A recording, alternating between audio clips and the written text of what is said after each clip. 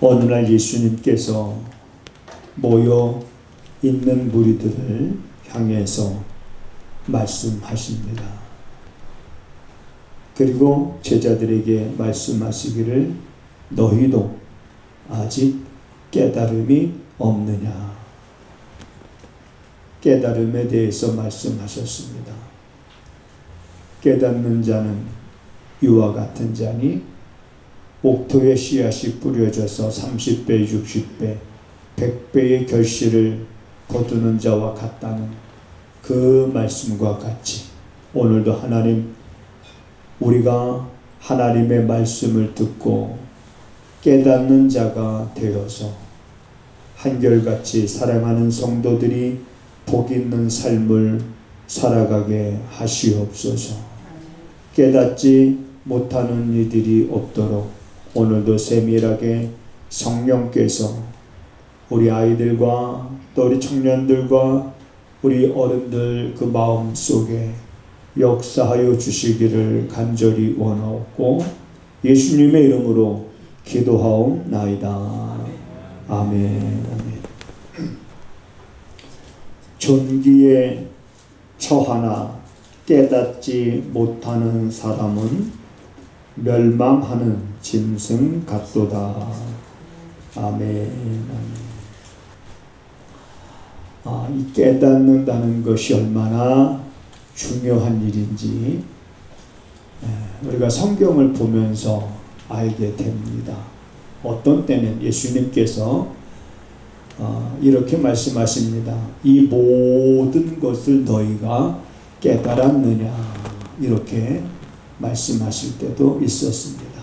그리고 어떤 날은 무리들을 불러서 이르시되 너희가 듣고 깨달으라, 이렇게 말씀하시기도 했습니다. 또 어떤 때는 예수님의 제자들을 향해서 너희도 아직 깨달음이 없느냐 하면서 깨달을 때가 됐고 좀 깨달아야 되는데 여전히 깨닫지 못하고 있는 그러한 제자들의 모습을 보면서 너희도 아직 깨달음이 없느냐.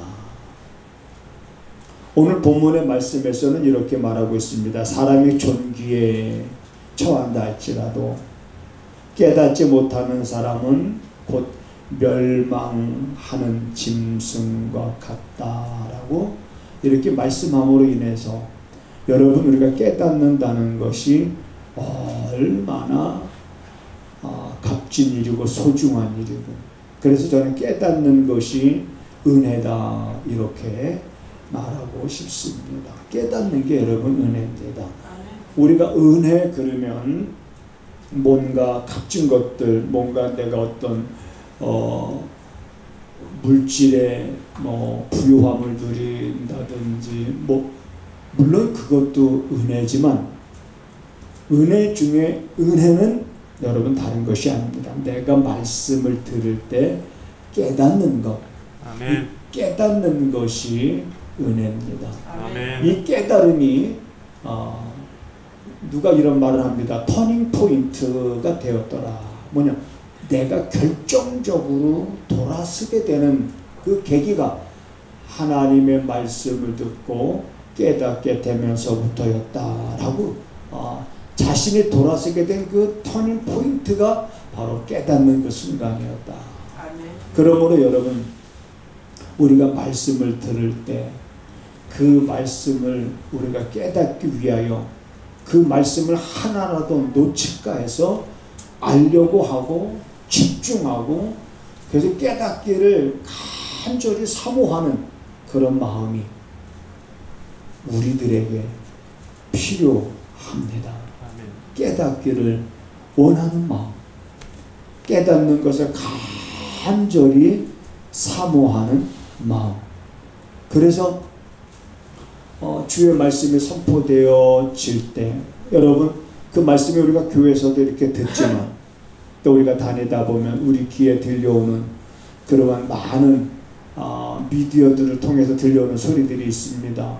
그래서 그런 소리들 가운데서도 우리가 들려오는 하나님의 말씀을 듣고 미처 또 깨닫지 못했던 것을 깨닫게 되므로 내 삶이 훨씬 더 여러분 성숙해지는 그러한 기회가 되기도 합니다.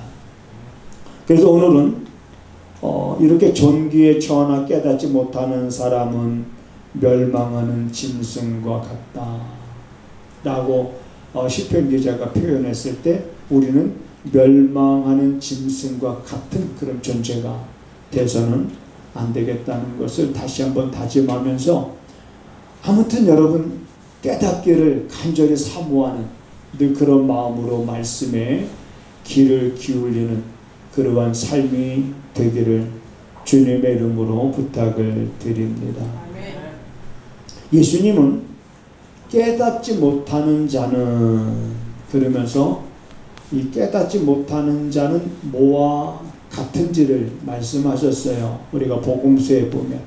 그래서 깨닫지 못하는 자는 마치 길가에 뿌려진 씨와 같다 이렇게 말씀하셨습니다. 여러분, 길가에 뿌려진 씨앗은 곧 공중에 날아다니는 새들의 먹이가 됩니다. 그래서 길가에 뿌려진 씨앗들은 싹을 나기도 전에 새의 먹이가 되죠. 이 말씀하시면서 길가에 뿌려졌다고 하는 것은 말씀을 들으나 깨닫지 못하는 자요 라고 말했습니다. 그러니까 우리가 말씀을 듣고도 깨닫지 못한다고 하면 그 말씀이 우리 안에 뿌려졌지만 그 말씀이 우리 안에서 싹이 나기도 전에 이미 사단의 방해를 받게 되는 것을 우리가 알게 되죠. 그러나 그 반대로 예수님께서 이런 말씀하셨습니다. 옥토에 뿌려진 씨앗은 30배, 60배, 100배의 결실을 거둔다 그랬는데 이는 곧 말씀을 듣고 깨닫는 자다 이렇게 말했습니다. 그러므로 여러분, 우리가 말씀을 듣고 깨닫는 것과 깨닫지 못하는 것은 아무것도 아닌 것 같지만 그러나 그렇지 않습니다. 이 말씀을 듣고 깨닫는 자에게는 그 말씀이 그에게 미치는 영향력이라고 하는 것은, 그것은 우리가 상상할 수가 없습니다. 말씀을 듣고 깨닫는 자의 삶 속에서의 그의 삶의 모습은 늘 하나님의 기적이 그의 발자취에 나타나게 되는 것을 우리가 보게 됩니다. 그렇기 때문에 30배, 60배, 100배의 결실을 맺게 되지요. 그래서 여러분, 깨닫는 자와 깨닫지 못하는 자의 삶에는 엄청난 차이가 있다는 것을 알게 됩니다. 우선 생각하는 게 다릅니다. 생각하는 게 다르고, 그리고 말하는 게 다르고, 또 행동하는 게 다릅니다. 깨닫는 사람과 깨닫지 못한 사람들. 그래서 주님은 제자들을 가르치면서 깨닫지 못하는 제자들을 향해서 너희가 아직도 깨달음이 없느냐 이런 말씀하셨어요. 자, 그러면 우리가 무엇을 깨달아야 될까요? 우리의 삶 속에서 우리들이 깨달아서 알아야 될 것들이 정말로 많은데, 우리가 정말 깨달아야 될 것들을 우리가 성경 속에서 찾아본다면 어느 날 예수님께서 바닷가로 나오셨습니다. 바닷가로 나오셨을 때 밤새도록 이제 바닷가에 나가서 그물을 던지고 돌아온 어부들이 그물을 손질하고 있었습니다. 그러니까 그물을 손질하고 있었던 그 시간에는 나가서 고기 잡는 시간이 아닙니다. 다음에 고기 잡을 것을 준비하기 위해서 그물을 손질하는 시간이거든요. 자, 그런데 예수님께서 너희가 고기를 많이 잡았느냐, 자 이렇게 묻습니다. 그러니까 그들이 고기를 밤새도록 수고했지만 자 잡지 못했죠.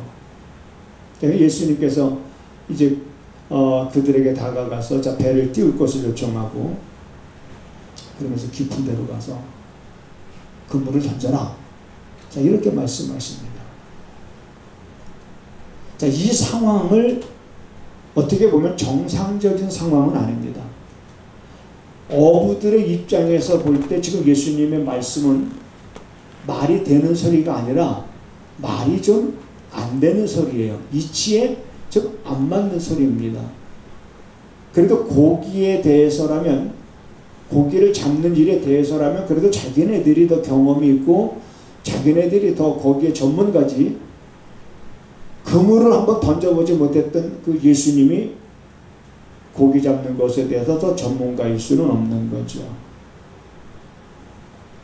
자, 그러한 상황 속에서 베드로가 여러분 했던 말을 우리가 주목해 볼 필요가 있습니다. 베드로가 뭐라고 말했냐면, 우리가 밤이 맞도록 그물을 던져서 우리가 이렇게 허탕을 치고 고기를 잡지는 못했지만, 그리고 지금은 고기를 잡을 시간도 아니고 그물을 내릴 그럴 때도 아니지만, 우리가 주님이 우리에게 지금 하시는 그 말씀을 의지해서 우리가 그물을 내리리다 하고 그물을 던졌어요. 자, 주님의 말씀을 의지해서 그물을 던졌더니 그물에 고기가 가득히 잡혔습니다. 그 상황에서 베드로가 깜짝 놀랐지요. 그러면서 베드로가 거기서 취한 행동, 액션, 그게 뭡니까?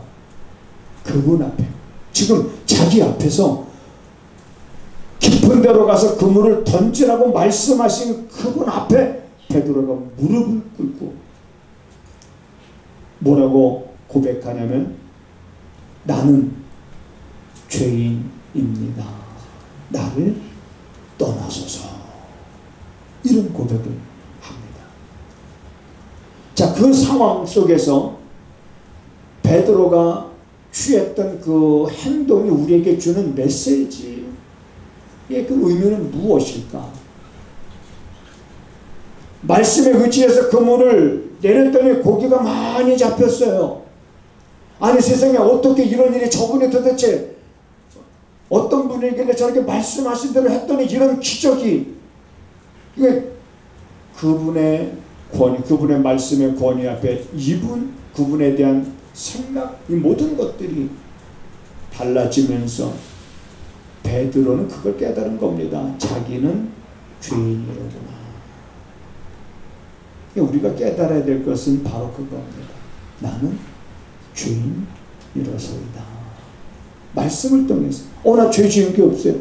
지금까지 살면서 깨끗하게 살아왔고 양심껏 살아왔고, 내가 누구 하나 사기친 적도 없고, 내가 남의 것을 토색한 적도 없고, 나는 법을 어긴 적이 지금까지 없다 할지라도 성경은 이 땅에 의인이 없나니 하나도 없다라고 하는 것. 그 말씀의 의미가 뭔지, 나도 죄인이로구나.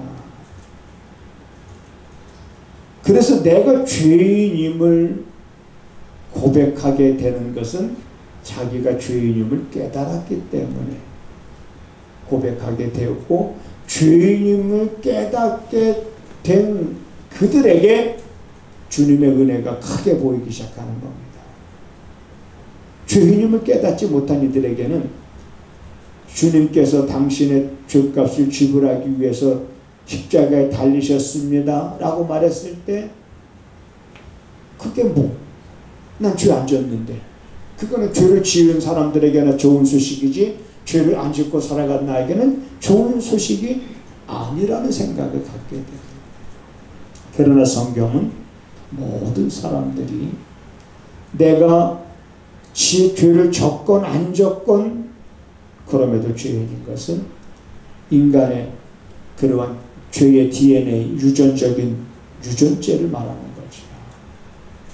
본성이 악하고 본성에 우리가 갖고 태어나는 그 죄 때문에 인간은 태어나면서부터 죄인이었다라고 하는 것을 깨닫는, 나는 죄인입니다. 나를 떠나소서. 자, 이렇게 베드로가 고백한 것처럼 그래서 우리가 그런 찬양을 드리게 되는 겁니다. 나 같은 죄인 살리신 그 은혜 놀라워. 이 가사가 여러분, 이 노래가 그래서 세계적인 노래입니다. 그래서 Amazing Grace라고 표현합니다. Amazing이라고 하는 뜻은 놀랍다, 위대하다 이런 뜻이잖아요. Grace는 은혜라는 말이에요. 그러니까 주님의 은혜가 위대하다, 주님의 은혜가 놀랍다, 엄청나다 이런 뜻인 거예요. Amazing Grace. 그래서 이 노래는 지금 세계적인 노래입니다. 세계적인 노래. 그래서 최고의 가수들이, 이 복음성 가수들은 큰 무대에서, 우리나라에서는 볼 수 없지만 미국 같은 데서 엄청난 그 무대에서 제일 먼저 노래하는 것이 Amazing Grace입니다. 나 같은 죄인. 그리고 노래를 부르는 사람이나 그 노래를 듣고 있는 사람들은 감동의 도가니 속에 그런 모습들을 우리가 보게 되는 겁니다. 다른 사람 이야기가 아니라 나의 이야기인 거예요. 나 같은 죄인 살리신 주 은혜가 놀랐다. 잃었던 생명 찾았고 광명을 얻었다. 그 다음에 이제 베드로가 그걸 깨닫고 나면서부터 예수님께서, 베드로는 나를 떠나달라고 예수님께 말했지만 그러한 베드로를 예수님은 부르셨습니다. 예수님의 제자. 그때부터 이제 예수님과 동행하는 삶을 살아가게 되잖아요. 그러면서 많은 걸 봅니다. 많은 걸 경험합니다. 주님께서 하시는 많은 말씀을 듣습니다.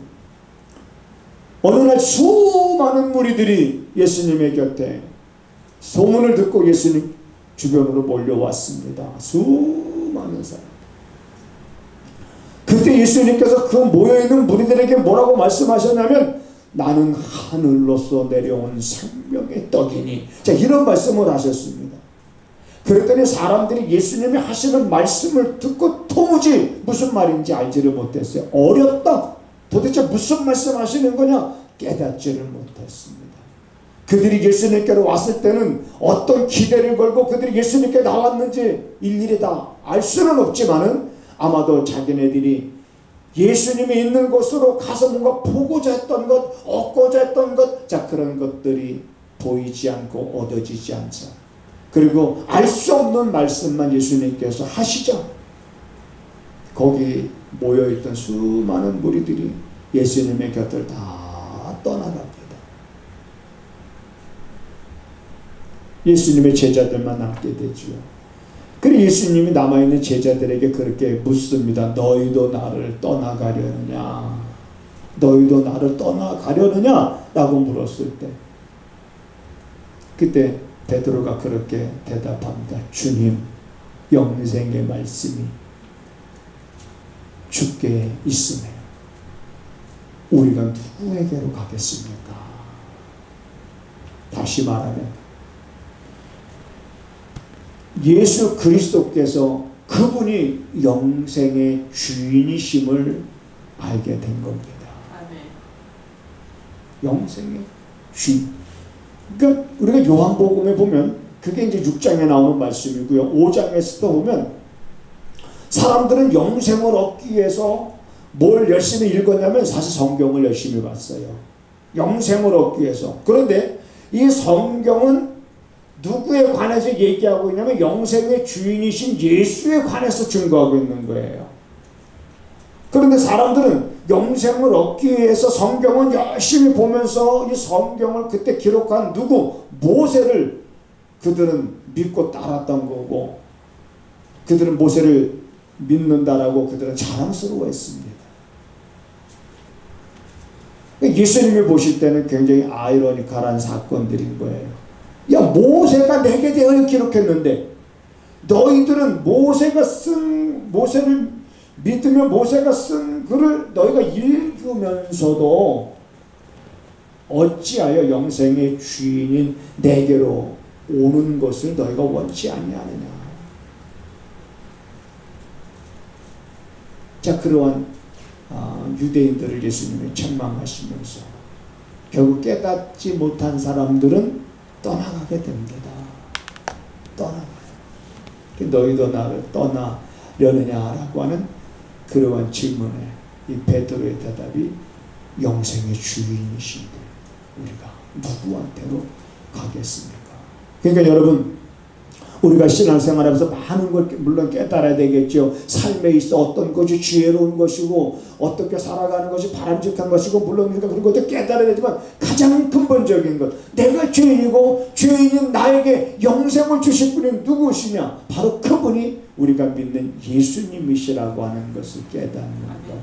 자, 지금 시편 기자는 이러한 것들을, 너희가 성경을 보면서도 예수를 알지 못하는 것, 영생의 영생을 얻기를 원하면서도 예수님께로 나아오지 않는 것, 자, 이런 모든 것들을 깨닫지 못하는 이들에 대해서는 멸망하는 짐승과 같다는 이런 말씀들을 하시는 거죠.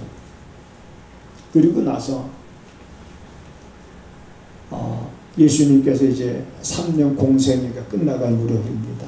끝나갈 무렵, 이제는 예루살렘에 올라가는 거예요. 왜? 이제는 십자가에 달려 이제는 예수님이 죽을 때가 임박한 거예요. 그래서 예루살렘에 이제 올라가는 길목에 가이사랴 빌립보 지방에 이제 이르게 됩니다. 거기서 예수님이 그동안 3년 동안 제자들에게 가르치지 않았던 것을 가르치는데, 그게 뭐냐면 비로소 뭘 가르치셨느냐? 내가 예루살렘에 올라가게 되면 고난을 당하고, 그리고 저들에게 내가 잡히고 그리고 죽임을 당하게 될 것이다 라는 걸 가르치시기 시작한 거예요. 그리고서 가이사랴 빌립보 지방에서 예수님의 제자들에게 물었습니다. 도대체 세상에 저 사람들이 나를 누구라고 하느냐? 그랬더니 제자들의 대답이, 지금 사람들이 예수님을 선지자 중에 하나로 보고 있습니다. 그러면서 엘리야라 하고 있습니다. 이런 이제 답변을 제자들이 합니다. 그러면 너희는 나를 누구라고 하느냐? 예수님에게 이런 질문. 너희는 그러면, 세상 사람들은 그렇게 본다 할지라도, 그럼 너희는 그러면 나를 누구라고 하느냐? 라고 이제 예수님이 묻습니다. 그때 베드로가 이런 대답을 합니다. 주는 그리스도시요 살아계신 하나님의 아들이십니다. 자, 이런 겁니다. 그렇게 나는 죄인입니다. 나를 떠나서서 자기가 죄인임을 깨달았던 베드로는 이제는 예수님과 동행하면서 예수님께서 영생의 주인이심을 알게 됐고, 나가서 주는 그리스도시요 우리 메시아라는 뜻입니다. 구세주라, 살아계신 하나님의 아들이시다. 다시 말하면 예수님은 이 땅을 창조하신 창조주 가운데 한 분이시라고 하는 것을 고백하잖아요. 오늘 이러한 제자들의 고백은 깨달음을 통해서, 이분이 어떤 분이냐라고 하는 깨달음을 통해서 이런 고백을 갖게 되는 것을 우리가 보게 됩니다. 자, 여러분, 예수님이 이런 말씀하셨습니다. 말씀을 듣고 그 말씀을 깨닫는 자는 어떤 사람들이냐? 반석 위에 터를 닦고 집을 짓는 사람과 같다. 그러면 반석 위에 터를 닦지 않고 모래 위에 터를 닦고 집을 짓는 사람은 어떤 사람이겠습니까? 비교가 되는 거죠. 깨닫는 자와 깨닫지 못한 자의 삶은 이렇게 다른 거예요. 여러분, 모래 위에 터를 닦는 것은 일은 쉬울 수 있습니다. 그러나 언제 후회하게 됩니까?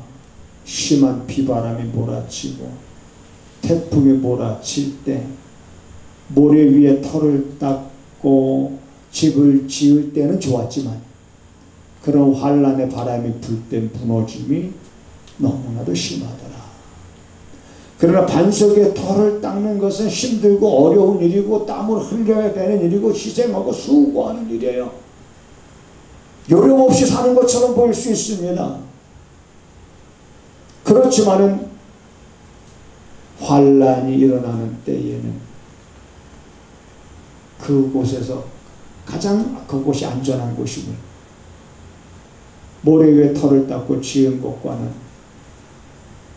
다른 그러한 삶을 살아가는 그런 모습을 우리가 보게 되는 것.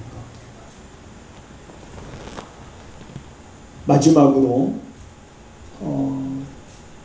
제가 즐겨 쓰는 예화 가운데 하나가, 저도 그걸 보면서 늘 감동을 받고 늘 생각할 때마다 참 안타까움도 있고 참 진짜 뭐 그런 생각들을 자주 합니다.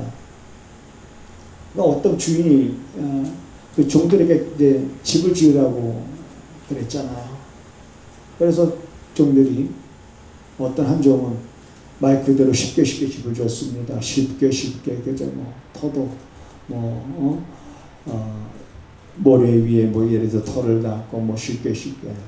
또 어떤 한 종은 주인의 마음에 그래도 들게끔 뭐 힘들긴 하지만 그렇게 집을 줬을 때 이제 주인이 너희들이 집을 다 졌느냐? 네, 집을 다 졌습니다. 그때 주인이 그런 말을 하잖아요. 그러면 지금부터는 너희들이 각각 지은 집에서 너희가 살도록 해라. 엄청난 은혜 아니에요? 엄청난 은혜죠. 지금부터는 너희들이 지은 집에서 각각 살도록 하라. 집 한 채씩 줬어요. 집 한 채면 좀 시가 얼마나 할까요? 엄청난 은혜잖아요. 정말 우리 주인에 대한 은혜와 우리 주인의 그 배려와 우리 주인의 사랑과 우리 주인에 대한 평생을 받은 은혜를 잊지 못할 사건이잖아요. 그런데 쉽게 집을 허술하게 지은 그 종의 생각은 어떨까요? 안타까운 거잖아요. 그러면 이게 한 번 삐뚤어지면은요, 이게 제대로 수정할 수가 없나 봐요. 그 종은 자기가 잘못한 걸 깨달아야 되는데 이렇게 생각을 합니다. 그럴 거면 진작에 너희들이 살 집을 지라고 말씀하시지. 응? 아니, 우리 보고 살 집을 치우라고 진작에 그렇게 말씀하셨으면 나도 처음부터 잘 지을 수 있었을 겁니다. 우리 주인은 어떻다? 참 나쁘다. 참 심술궂다. 아니, 그러나 한 종은 어떻게 생각하겠습니까? 평상시 그는 주인이 어떤 분인지를 알고 주인이 하는 말을 귀담아 듣고 주인의 의도를 볼 줄 알고 그리고 그 말씀에 대해서 늘 깨달음을 가졌던 종은 힘들지만 집을 지을 때 주인의 마음에 초점을 맞췄어요. 그런데 한 종은 그걸 깨닫지 못하는 거예요. 내 삶이 그 주인의 초점에 맞춰져 있는 게 아니에요. 우리가 뭘 깨달아야 되겠습니까? 내 삶이 어디에 초점을 맞춰줘야 되겠냐는 거예요.